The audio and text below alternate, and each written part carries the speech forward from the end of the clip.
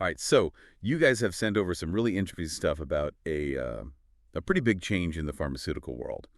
And today we're going to take a deep dive into ICH Q9R1, which is it's kind of a major update to the guidelines on quality and risk management for medicines. And believe me, this is about way more than just, boring regulations. This is about making sure that the medications that, we all rely on are safe, effective, and available when we need them. So get ready for a serious knowledge upgrade. Yeah, it's what's really fascinating to me is how this update ICHQ9R1 really represents a fundamental shift in how the industry is approaching quality. It's not just about, checking boxes anymore. It's about being proactive, using data, knowledge to make smarter decisions. And this applies to the entire life cycle of a medicine. Okay, so let's break this down a little. For those of us who maybe haven't been living and breathing pharmaceutical guidelines every day, what exactly is ICH Q9R1? So from what I've gathered, it's an update to the existing guideline on quality risk management, which basically means how companies identify and handle potential problems that could, affect the quality of their medicines. And this update, it just went into effect in July 2023, right? Yeah, that's right. But here's the thing. The original ICHQ9, it came out almost 20 years ago. So, I mean, think about how much the pharmaceutical world has changed since then. We have new technologies, new ways to get data, and honestly, a whole new level of understanding when it comes to risk. This update was definitely overdue. Yeah, I mean, it's kind of like trying to navigate a modern city with a map from like the 1800s. You're definitely going to run into some trouble. Which brings us to the big question. Why should you, the listener, care about this? Well, because at the end of the day, this is about protecting you. ICHQ9R1 is about making sure the medicines you take are held to the highest possible standards of quality and safety. Yeah, and think of it this way. If a company isn't managing risk effectively, it can lead to a whole bunch of problems, defective products, drug shortages, even, safety issues. And unfortunately, those problems directly impact patients. So ICH-Q9R1, it's all about preventing those issues before they even happen. It's kind of like that saying, a stitch in time saves nine, right? But applied to the entire pharmaceutical industry. A little bit of effort up front can save a lot of headaches and potentially some serious health risks down the line.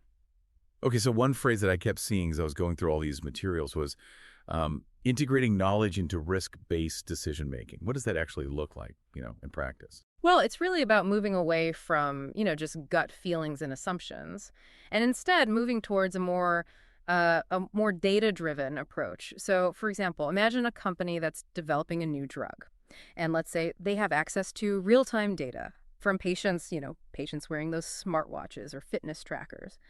Well, that kind of data can give them incredibly valuable insights into how the drug is actually working in the real world, out there, not just in a clinical trial. And this allows the company to identify and address potential risks much earlier in the process. So instead of just relying on, clinical trial data, they can tap into this whole other stream of information that's constantly being updated. It's like having a continuous feedback loop between the patient and the pharmaceutical company. Okay. But I have to admit, one thing that kind of struck me as I was reading through all this material was, it was the acknowledgement that risk assessment can actually be subjective. Like different people might look at the same situation and see totally different levels of risk. Isn't that a bit of a challenge? Yeah, you've hit on a really crucial point, and it's definitely something that ICHQ9R1 addresses head on. The guideline acknowledges that subjectivity is just, it's inherent in risk assessment, but it provides a framework for managing and controlling that subjectivity to help ensure that the decisions being made are as consistent and reliable as possible. So it's not about eliminating subjectivity entirely, because let's be honest, that's probably impossible. But it's about, minimizing its impact and making sure that everyone is at least on the same page when it comes to evaluating risk. Exactly. And one way ICHQ9R1 does this is by encouraging the use of standardized tools and techniques for risk assessment. It's about moving away from those informal discussions and those gut feelings and moving towards a more structured and evidence-based approach. So instead of just saying, I think this is a risk, you have to actually back it up with data, right? And use, established methodologies to actually evaluate that risk. Okay, and this brings us to another key concept that we keep seeing, the spectrum of formality. Can you kind of elaborate on what that actually means in the context of risk management? Sure, yeah. This is one of the most interesting parts of ICH Q9R1. It recognizes that, that not all risks require the same level of rigor. Think of it like a toolbox. You have different tools for different jobs, right? Yeah, you wouldn't use a sledgehammer to hang a picture. Exactly. So on one end of the spectrum, you have these highly formal processes, and these are best suited for, those really complex situations where you really need, where you need a lot of structure and expertise. These processes, they might involve really experienced facilitators, people who can guide teams through those detailed risk assessments, ensuring that every single angle is carefully considered. Okay, so for those really high-stakes situations, you bring in the specialists. Exactly. But then on the other end of the spectrum, you have less formal processes, and these might be more appropriate for simpler situations. These might involve what are called cross-functional teams. So, this is like groups of people from different departments within a company, Yeah. like manufacturing, quality control, research and development. These folks all come together to brainstorm and assess risks in a more agile way. So it's like having a tailor-made approach to risk management. You can choose the level of formality that makes sense for each specific situation. Okay, so I'm always curious about how these guidelines actually, play out in the real world. Did you come across any examples of companies actually using ICH Q9R1 to improve their processes? Oh yeah, absolutely. The material you sent over actually included some really compelling case studies. They show how companies of all sizes are, they're implementing ICH Q9R1 and they're seeing real tangible benefits. Ready to dive into those. Oh yeah, hit me with those case studies. I'm ready to see ICH Q9R1 in action. All right, so let's start with a mid-sized biotech company. We'll just call them biotech sponsor A. They were already using some risk management techniques, but they really saw ICH Q9R1 as a chance to take things to the next level, and they were particularly focused on being more objective. So they were looking to reduce those subjective biases that we were talking about before. Exactly. They completely revamped their risk assessment process, and they incorporated the latest guidance from ICH-Q9R1 on managing subjectivity. And here's where it gets really interesting. They actually started integrating data from their research and development activities into their risk assessments. Wait, so they're using data from their R&D to inform their quality risk management. What kind of data are we talking about, and how does that actually work? Oh, nice. So let's say they're developing a new cancer drug, right? And their R&D team uncovers some early signals that maybe a small percentage of patients might experience a specific side effect. Well, in the past, that kind of information, it might have just stayed, siloed within the R&D department. But now, because of ICH Q9R1, they're sharing that data with the quality team, so they can actually factor that into their risk assessments, and, if necessary, make adjustments to the manufacturing process. So it's about breaking down those silos between departments and creating a more holistic approach to risk management, where everyone has access to the latest information. So what kind of impact did that have on biotech sponsor A? Did this new approach actually lead to any improvements? Well, the results were pretty impressive. By taking this more proactive, data-driven approach, they were able to identify and address potential risks much earlier, which led to a big reduction in quality defects and product recalls. Wow. So it's not just about ticking boxes and complying with regulations. It's about actually making a difference in the quality and safety of their products. Okay, what about the next case study? What kind of company are we looking at this time? Okay, so this one focuses on a startup biotech company. We'll call them biotech sponsor B. And unlike sponsor A, they were really just starting to build their quality risk management system, like from the ground up. So they saw ICH Q9R1 as a chance to really bake these principles into their foundation right from the start.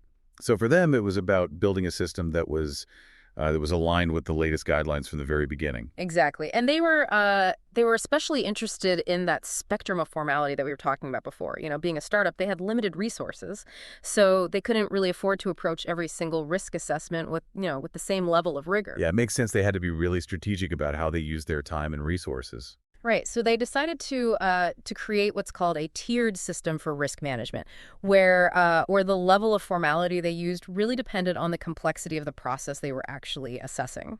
Okay, so can you give me an example of what that tiered system might look like in practice. Sure. So let's say they're assessing the risk of, contamination during the manufacturing process. For a pretty simple step like filling vials with a liquid medication, they might just opt for a less formal approach. Maybe a small cross-functional team just gets together, brainstorms potential risks, and comes up with some mitigation strategies. Okay, so for a relatively straightforward process, they can keep things simple and agile. Exactly. But then for a more complex process, like sterilizing equipment, for example, they might actually bring in an experienced facilitator to guide a more structured risk assessment and make sure that they're, covering all the bases and meeting the highest standards. So it's like having a choose your own adventure for risk management. They can tailor the approach to the specific situation. I like that. Yeah, that's a great way to put it. And this tiered system, it actually worked really well for biotech sponsor B. They were able to manage risk effectively while still, staying lean and efficient. That's a great example of how ICH-Q9R1 isn't a one-size-fits-all approach. It allows companies to be flexible and find what works best for them. Okay, what about our final case study? Who are we meeting this time? All right, so this one features a well-established biotech company. We'll call them biotech sponsor C. And they were already pretty advanced in their quality risk management practices, but they were really keen to embrace the latest advancements and make sure they were staying ahead of the curve. So for them, it was about continuous improvement. Exactly. And one area they were really interested in was training and knowledge sharing. They recognized that the success of ICH-Q9R1, it really hinges on having a workforce that understands these principles and knows how to actually apply them. Yeah, so they invested in educating their employees about the updated guidelines and how to use them in their day-to-day work. Exactly. They developed these comprehensive training programs, brought in external experts to share best practices, and they even created these internal knowledge sharing platforms where employees could, collaborate and learn from each other's experiences. Wow. So it sounds like they took a very holistic approach, making sure everyone in the company was on board with this new way of thinking about risk management. What was the impact of all these efforts? Did they see any tangible benefits? Oh, definitely. Yeah. The results speak for themselves. Their investment in training and knowledge sharing, it paid off big time. They saw improved decision making, increased efficiency, and a really noticeable reduction in quality defects. They even saw a boost in employee morale, which is always a good thing. The employees actually felt empowered to contribute to the company's success. That's a great reminder that ICH-Q9R1 isn't just about processes and regulations. It's about people. It's about creating a culture of quality and risk awareness, where everyone is engaged and everyone is working together to achieve the same goal, which is delivering safe and effective medicines to patients.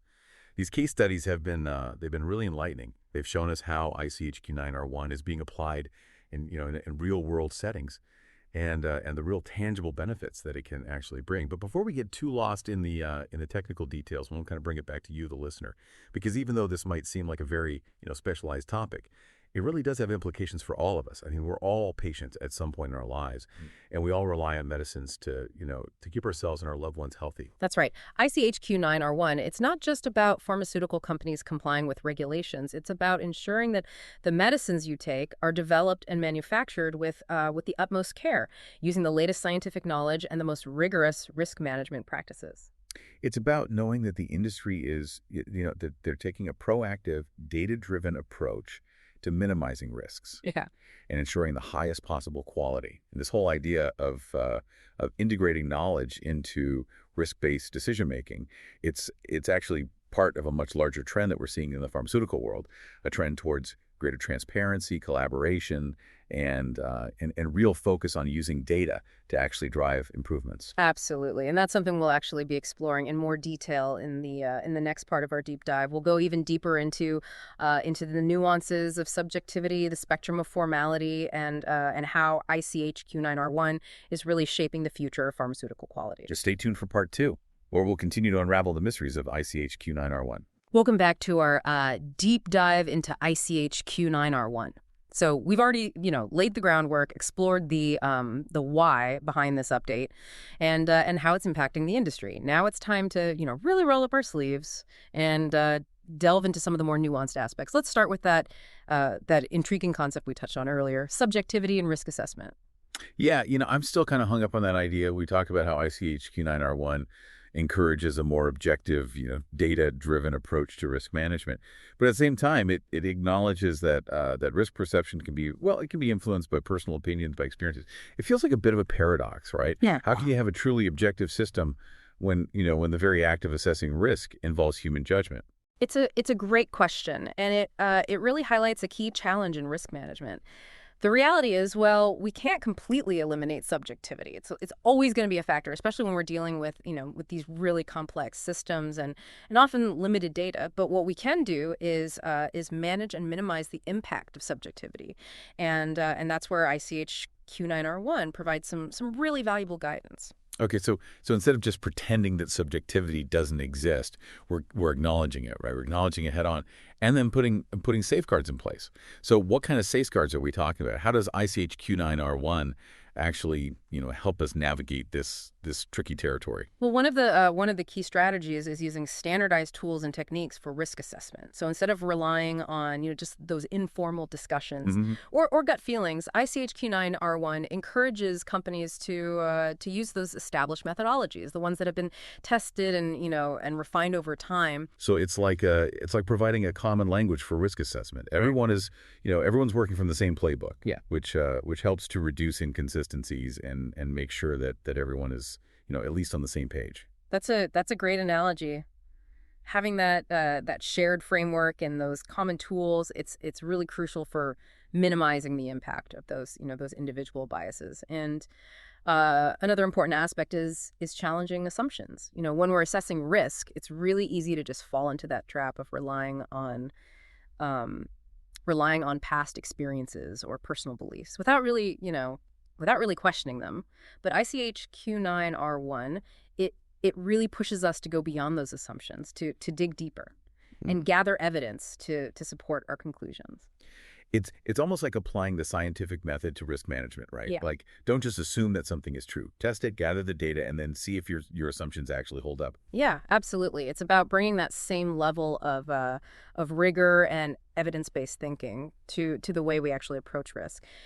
And speaking of evidence, that brings us to another crucial safeguard: relying on solid data to support our decisions. I mean, ICH-Q9R1 is all about shifting away from those subjective opinions and gut feelings, and towards a more objective and data-driven approach. So it's like building a case for your risk assessment. Yeah. You're not just saying, I think this is a risk. You're actually presenting, concrete evidence to back up your claim. Exactly. And that evidence, it can come from a lot of different sources: scientific studies, historical data, real-time monitoring systems. The key is to use the best available data to inform our decisions and to make the whole process more transparent and credible. Yeah, it makes sense, especially when we're talking about something as important as, the quality and the safety of medicines. Okay, so I want to shift gears for a moment and revisit that concept of the spectrum of formality. We talked about it briefly in the last part, but I think it really deserves a deeper dive.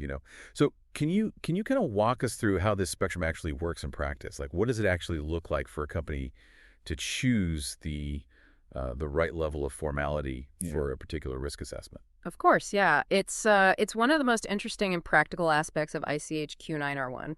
The spectrum of formality recognizes that there's no one-size-fits-all approach to risk management. The level of formality you choose, it really depends on a few factors: the complexity of the process you're actually assessing, the potential impact of the risk, and the resources that are actually available to you. So it's about finding that right balance between being thorough and being efficient. Exactly. So let's start by visualizing the spectrum as like a sliding scale, right? And on one end you have those highly formal processes, and these are typically used for those really complex situations, where the stakes are really high, and you need a very structured and rigorous approach. Okay, so for those high stakes situations, what might a highly formal risk assessment process actually look like? Like, can you paint me a picture? Sure. Yeah. Imagine a team of of real experts in quality risk management. They're all gathered in a room and they're poring over these detailed process maps and data sets. They might even be using specialized software to model potential risks Yeah. and explore different mitigation strategies. The whole process is it's carefully documented. Every decision is justified with with real evidence, and there's a very clear chain of accountability. So it's a very thorough, meticulous approach, like leaving no stone unturned. Exactly. But then on the other end of the spectrum, you have those less formal processes, and these are often more suitable for simpler situations or when resources are, they're limited. And what might a less formal process actually look like? Can you walk me through that scenario? Yeah. So imagine a cross-functional team. So, maybe this is a group of people from manufacturing, quality control, engineering, and they're all gathered around a whiteboard, right? And they're discussing a potential risk in a particular manufacturing step. They brainstorm potential causes, come up with some mitigation strategies, and then they just document their decisions in a shared document. So it's a more collaborative and agile approach. The focus is really on, on finding those practical solutions quickly. Exactly. And the beauty of the spectrum of formality is that it really allows companies to choose the approach that makes the most sense for their specific needs. It gives them the flexibility to tailor their risk management processes to the situation at hand Mm. without sacrificing rigor or effectiveness. That's a great way to put it. It's about finding that sweet spot between being comprehensive and being pragmatic. This whole idea of the spectrum of formality, Mm. it reminds me of those case studies that we discussed in the first part. I'm Mm. specifically thinking about biotech sponsor B, the startup that created that tiered system for risk management. It sounds like they were essentially they were using the spectrum of formality in action, right? Absolutely, yeah. They were a great example of how a company can really use this concept to its advantage. Mm. They recognized that they couldn't approach every single risk with the same level of formality, so they created a system where the level of rigor really matched the complexity of the risk. It's like they had a menu of risk assessment options, Oh, yeah. right? And they could choose the one that best fit the situation. Yeah, that's a great analogy, and it highlights the importance of having a clear understanding of the spectrum of formality and how to actually apply it effectively. Okay, so before we move on, I just want to make sure that we've clarified one term that we keep using: cross-functional teams. Hmm. You mentioned that these teams they often play a key role in those less formal risk assessments, but can you kind of elaborate on what a cross-functional team actually looks like in a pharmaceutical context? Like, who are the players involved? Sure, that's a great point. It's really important to understand how these teams, how they function, because they're becoming increasingly common in the industry. So in a pharmaceutical setting, a cross-functional team, it typically includes representatives from various departments, Mm-hmm. the ones that are actually involved in the development, the manufacturing, the quality control of a medicine. So we might have folks from research and development, manufacturing, quality assurance, regulatory affairs. They're all coming together with their own unique perspectives. Exactly. And by bringing together people with all these different areas of expertise, you get a much more holistic view of the risks involved. It's like having all your bases covered. Okay, so we've talked about subjectivity, the spectrum of formality, the importance of cross-functional teams. Mm. Are there any other key concepts from ICH Q9 R1 that we should explore before we move on to the broader implications of this guideline update? There's one more aspect that I think is really crucial for understanding the impact of ICH Q9 R1, and that's the emphasis on continuous improvement. It's not enough to just conduct a risk assessment once and then just forget about it. ICH Q9 R1 it It stresses the importance of regularly reviewing and updating your risk assessments as, as new information becomes available. So it's like a living document, right? It's constantly evolving as our understanding of the risks changes. Exactly. And that's where the concept of knowledge management comes in. ICH-Q9R1. It really encourages companies to create systems for capturing and sharing knowledge about risks, both within and across departments. So it's not just about having the knowledge. It's about making sure that knowledge is accessible and usable by everyone who needs it. That's a crucial point. It's about creating a culture of continuous learning and improvement where everyone is empowered to contribute to risk management. It sounds like ICH-Q9R1 is really pushing the industry to embrace a more proactive and data-driven approach to quality. That's exactly right. It's about moving beyond simply reacting to problems and towards anticipating and preventing them. And that shift in thinking has some pretty profound implications for the future of pharmaceutical quality, right? Which is something we'll be exploring in the final part of our deep dive. So stay tuned. There's much more to uncover. Welcome back to the final part of our deep dive into ICH-Q9R1. So it's been, the last couple of parts really exploring those nuts and bolts of this really groundbreaking update from subjectivity and risk assessment all the way to that spectrum of formality. And now I think it's time to kind of step back and look at the bigger picture. What does ICH-Q9R1 really mean for the future of pharmaceutical quality? How's it shaping the way that medicines are developed, manufactured, and ultimately delivered to patients? That's the question that's really been on my mind throughout this entire deep dive, and I think the answer is really about the fundamental shift in mindset that ICH-Q9R1 is really driving within the pharmaceutical industry. A shift in mindset. Tell me more. Yeah, so it's a move away from just reacting to problems and towards a more proactive, preventative approach to quality and risk management. Oh, okay. I think I see where you're going with this. It's like shifting from a break fix mentality to a predict and prevent mentality, right? So instead of just waiting for something to go wrong and then scrambling to fix it, ICH-Q9R1 is encouraging companies to try to anticipate potential problems and address them before they actually impact patients. You got it. That's exactly it. And that shift in mindset, it's really reflected in so many of the key changes that we've been talking about. So think about that.